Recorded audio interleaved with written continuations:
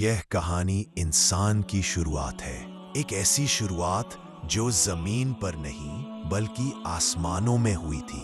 اللہ نے فرشتوں سے فرمایا، میں زمین میں ایک خلیفہ بنانے والا ہوں، اور یوں انسانیت کا پہلا سفر شروع ہوا، آدم علیہ السلام کا سفر۔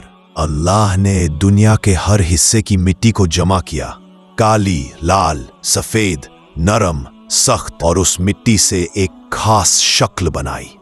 وہ شکل تھی آدم علیہ السلام کی۔ پھر جب اللہ نے چاہا تو اس جسم میں روح پھونکی گئی اور انسان نے پہلی بار آنکھیں کھولیں۔ اللہ نے فرشتوں کو حکم دیا، آدم کو سجدہ کرو۔ یہ سجدہ عبادت کا نہیں بلکہ عزت اور تکریم کا تھا۔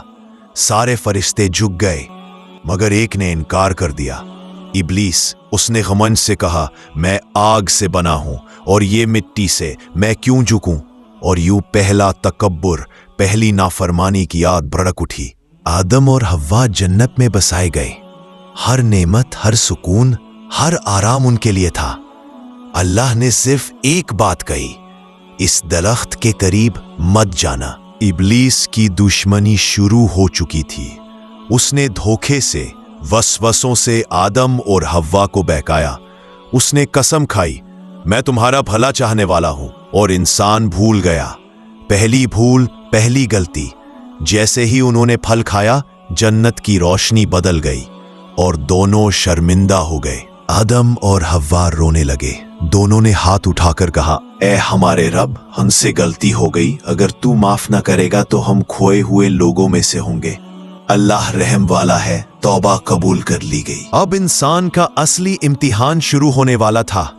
آدم کو زمین پر بھیجا گیا، پہلے نبی، پہلے انسان کے طور پر۔ پہاڑ، دریا، ہوائیں، سب نے انسان کا پہلا قدم دیکھا۔ آدم علیہ السلام کی کہانی ہماری اصل کی کہانی ہے۔